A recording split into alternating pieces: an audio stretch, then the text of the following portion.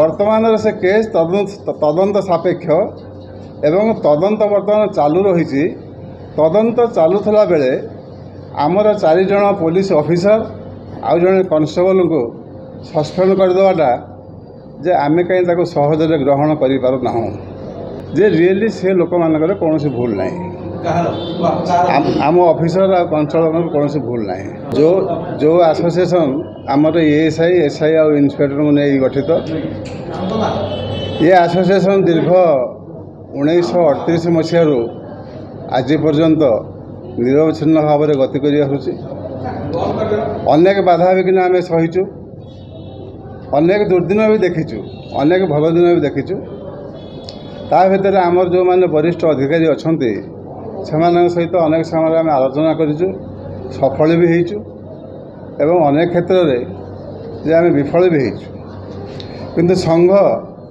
निरवच्छिन्न भाव में गति कर चलछि एवं चालू आज ये जो प्रेस मीट रे मु आपण मानक माध्यम रे कहवा को चाहे जे भरतपुर जो इश्यू है से इश्यू को लेकिन आम गभीर मर्माहत घटनार अंतराल कौन अच्छी से कथा समस्ते जानते एवं समस्ते उपलब्धि कर सारे जे से किए दोषी आ किए निर्दोषी मु किंतु से पार्ट को जावाक चाहूनी मु या ही कहवाक चाहे आपण मानक माध्यम मु मान्यवर ओडिशा सरकार आ मान्यवर डीजीपी महोदय को विनम्र निवेदन करने को चाहे जे जेहेतु वर्तमान से केस तदंत सापेक्ष एवं तदंत बर्तमान चालू रही। तदंत चालूला बेले आमर 4 जन पुलिस ऑफिसर आउ जड़े कॉन्स्टेबल को सस्पेंड करदेवाटा जे आमे कहीं सहजरे ग्रहण करना तेणु मोर अनुरोध से निलंबन आदेश को तुरंत प्रत्याहार करा जाऊ एवं तदंत सरिबा पर्यंत अपेक्षा करा जाऊ तदंत सरिला परे जे दोषी ताको कार्यानुष्ठान ता प्रति ग्रहण करा जाऊ। बाकी रहिला जे सेदिन जो घटना घटी से घटना को समस्ते देखि सारी विभिन्न वीडियो माध्यम से बाबद अधिक किसी कहवा मु कहीं ठीक भाव में मन करूनी तेणु मु एति कहबी जे तुरंत मो लोकों ऊपर निलंबन प्रत्याहार करा जाऊ एवं तदंत सरिबा पर्यंत अपेक्षा करा जाऊ।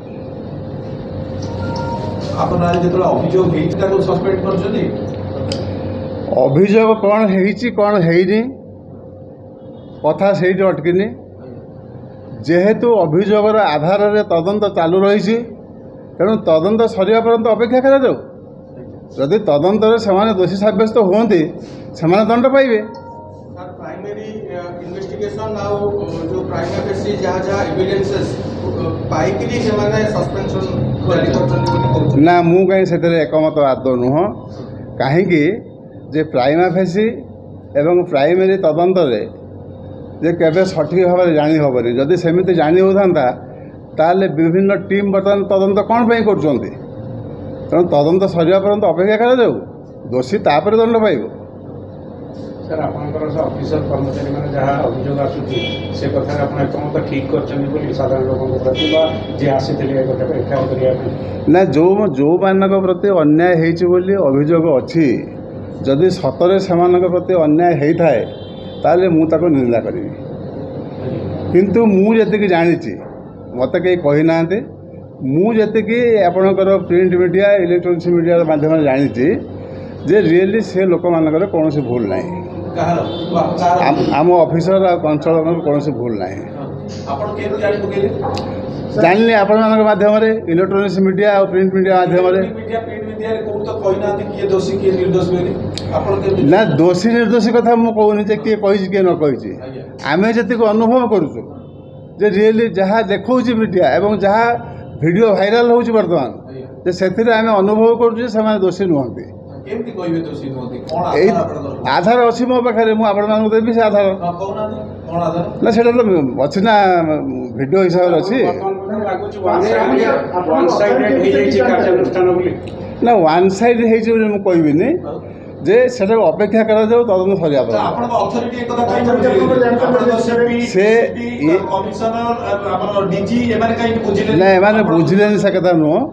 ମୁଁ ଭାବୁଛି ପ୍ରଚାର ଆଉ ପ୍ରସାରରେ ସେମାନେ ବ୍ୟସ୍ତ ବିବ୍ରତ ହେଇକି ନିଷ୍ପତ୍ତି ନେଇଥାଇପାରନ୍ତି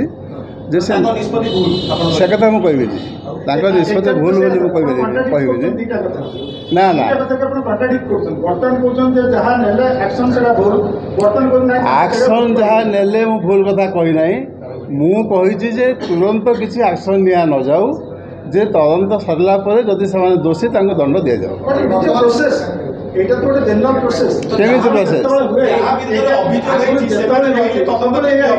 ଯାହା ଭିତରେ ଅଭିଯୋଗ ହେଇଛି ସେମାନେ ସେ ଥାନାରେ କଣ୍ଟିନ୍ୟୁ କାମ କଲେ ଆପଣ ଇନକ୍ୱାରି କେମିତି କରିବେ ଇନକ୍ୱାରି ପ୍ରଭାବିତ ହବ ନା ନା ତାଙ୍କୁ ବଦଳି କରିଦିଆଯାଉ ତାଙ୍କୁ ସେଠୁ ବଦଳି କରିଦିଆଯାଉ ଯଦି ଗୋଟେ କଥା ଆମ ପାଖରେ ଯାହା ଖବର ଅଛି ମିଡିଆ ପାଖରେ ଡିଜିପି କୁ ଏ ଖବର ମିଳିଲା ପରେ ସେ ଇମିଡିଏଟଲି କ୍ରାଇମ ବ୍ରାଞ୍ଚର ଜଣେ ଅଫିସର ଦ୍ୱାରା ତାକୁ ପ୍ରାଇମେରୀ ଇନକ୍ୱାରି କରିଛନ୍ତି ଇନକ୍ୱାରି ରିପୋର୍ଟ 24 ଆୱାର ଭିତରେ ଯାଇଛି ସେଠି ଡିଜିଙ୍କ ପାଖକୁ on the basis of that inquiry report DGP has suspended some officials ପ୍ରଥମ ହେଉଛି ଇନକ୍ୱାରି ରିପୋର୍ଟ ବିନା ଇନକ୍ୱାରି ରିପୋର୍ଟରେ କରାହେଇନି ନା ଯଦି ଇନକ୍ୱାରି ରିପୋର୍ଟରେ ହେଇଛି ତାପରେ ତଦନ୍ତ ଚାଲିଛି ତଦନ୍ତରେ ଯଦି ସେମାନେ ନିର୍ଦ୍ଦୋଷ ପ୍ରମାଣିତ ହୁଅନ୍ତି ତାହେଲେ ସେମାନଙ୍କ ଉପରେ ନିଲମ୍ବନ ପ୍ରତ୍ୟାହାର କରି ନିଆଯିବ ଯଦି ଦୋଷୀ ସାବ୍ୟସ୍ତ ହୁଅନ୍ତି ସେମାନଙ୍କୁ ଦଣ୍ଡ ଦିଆଯିବ ତାହେଲେ ସେ ତଦନ୍ତ ପର୍ଯ୍ୟନ୍ତ ଅପେକ୍ଷା କାହିଁ କରାନଯିବ ତଦନ୍ତ ଆପଣ କୌଣସି ଲୋକ ଯେତେବେଳେ ଯାଇକି ଥାନାରେ ଏଫଆଇଆରଟେ କରୁଛି ଚାର୍ଜସିଟ୍ ଦେବ 120 ଦିନ ଭିତରେ ଆପଣ ତଦନ୍ତ ସରିବ ମାନେ ଚାର୍ଜସିଟ୍ ଯେତେବେଳେ କୋର୍ଟରେ ଦିଆଯିବ 120 ଦିନ ପର୍ଯ୍ୟନ୍ତ କ'ଣ ଆକ୍ୟୁଜକୁ ଆରେଷ୍ଟ ନ କରିକି ପୋଲିସ ଅପେକ୍ଷା କରୁଛି କି ନା ଅପେକ୍ଷା କରୁନି ତାହେଲେ ଏଠି କାହିଁ ଅପେକ୍ଷା କରିବ ଏଠି ଯେତେବେଳେ ଏବେ ଯେଉଁ ତଦନ୍ତ ଚାଲିଛି ଦୁଇଟା ଯାକ କେସ୍ ଏପଟରେ ଯେଉଁ ପୋଲିସର ଏଫଆଇଆର ତାଙ୍କର ଏଫଆଇଆର ଏଇ ଇନଭେଷ୍ଟିଗେସନ ହେଉଛି କେସ୍ର କିନ୍ତୁ ଆକ୍ସନ ନେଲେ DGP on the basis of the inquiry report confidential inquiry DGP ଯାହା ଆକ୍ସନ ନେଲେ ମୁଁ ତାଙ୍କୁ ବିରୋଧ କରିବି ନାହିଁ କିମ୍ବା ମୁଁ କହିବିନି ଯେ ଡିଜିପି ମହୋଦୟ ଭୁଲ କରିଛନ୍ତି ବୋଲି ମୁଁ ଏକଥା କହିବି ଯେ ଗୋଟେ ଅପରାଧୀ ସେ ଥାନାରେ ତା ବିରୁଦ୍ଧରେ ଅଭିଯୋଗ ହେଉଛି ଆମେ ତାକୁ ତୁରନ୍ତ ଆରେଷ୍ଟ କରୁଛୁ ଏବଂ ଯଦି ସେଇଟା ଆମେ ଭାବୁଛୁ ଯେ ଏଇଟା ନୋଟିସେବୁଲ୍ ନୁହେଁ ଏଇଟା ହେଉଛି ଫରୱାର୍ଡ଼ିଂ କେସ୍ଟା ଆମେ ତାଙ୍କୁ ତୁରନ୍ତ ଫରୱାର୍ଡ଼ କରୁଛୁ ଏଠି ଯେଉଁ ଆଧାରରେ ଅଭିଯୋଗ ହେଇଛି ସେଇ ଆଧାରଟା ଏଇ ଆଧାର ସହିତ ସମାନ ନୁହଁ ଯେହେତୁ ଆମର ଡିପାର୍ଟମେଣ୍ଟାଲ ଇନକ୍ୱାରି ଅଛି ଡିପାର୍ଟମେଣ୍ଟାଲ ଇନକ୍ୱାରି ହେବ ତାପରେ ତଦନ୍ତ ହେବ ଦୋଷୀ ହେଲେ ସେମାନେ ଦୋଷୀ ପରିଗଣିତ ହେବେ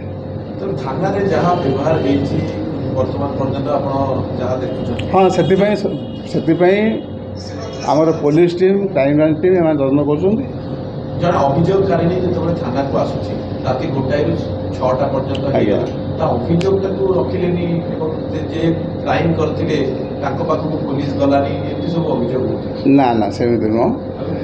ଅଭିଯୋଗ ରଖିଲେନି ପୁଣି ଏତେ କଥା କେମିତି ହେଲା ତାଙ୍କ ଅଭିଯୋଗ ସେ ରଖିଛନ୍ତି ତାଙ୍କ ଅଭିଯୋଗ ସେ ରଖିଲା ପରେ ସେ ଯେଉଁଭଳି ଭାବରେ ବ୍ୟବହାର ଦେଖାଇଛନ୍ତି ଆମର ସେ ଯେଉଁ ଅଧିକାରୀଙ୍କୁ ଯେ ସେଇଟା ସେ ତାଙ୍କର ଉପରିସ୍ଥ ଅଧିକାରୀଙ୍କୁ ଜଣାଇଛନ୍ତି ସେ ଆସିଛନ୍ତି ତାଙ୍କ ସହିତ କଥା ହେଇଛନ୍ତି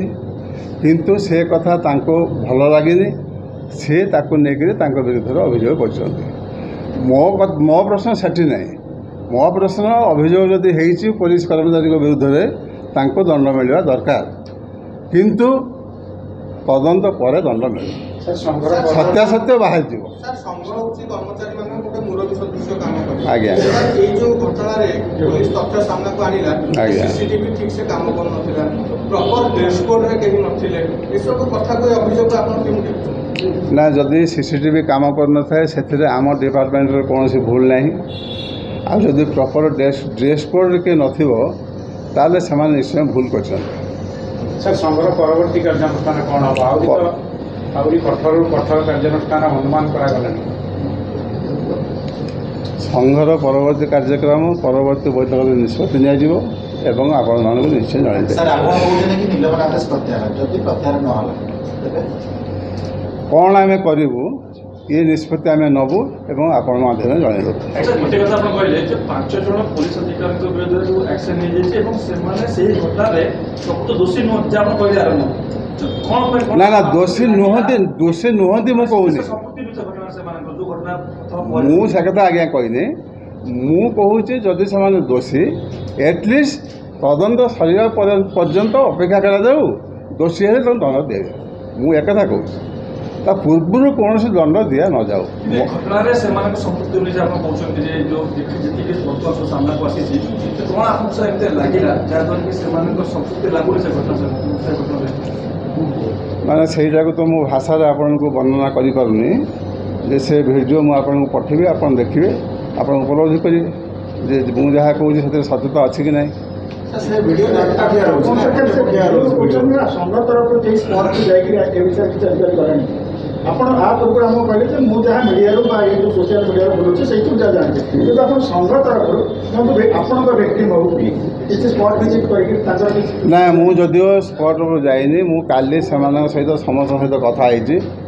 ସେମାନେ ସମସ୍ତେ ମୋ ସହିତ ଭଲରେ କଥା ହେଇଛନ୍ତି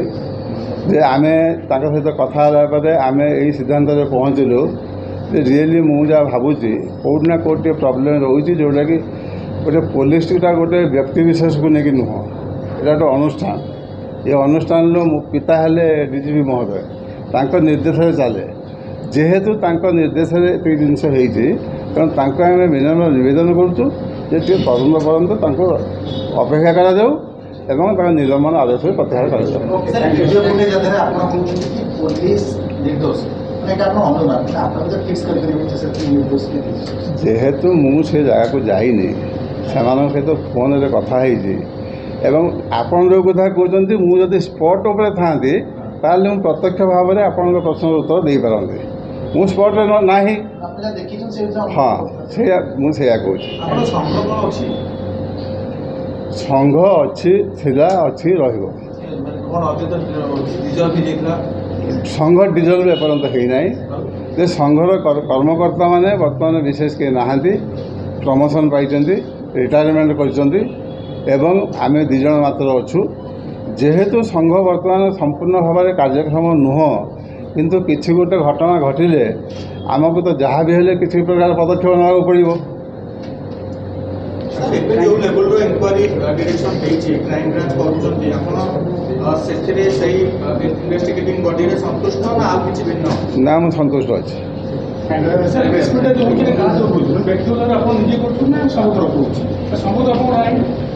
ସଂଘ ନାହିଁ ବୋଲି ଆପଣ କେମିତି କହିଲେ? ମୁଁ ବା କହିଲି ସଂଘ ଅଛି।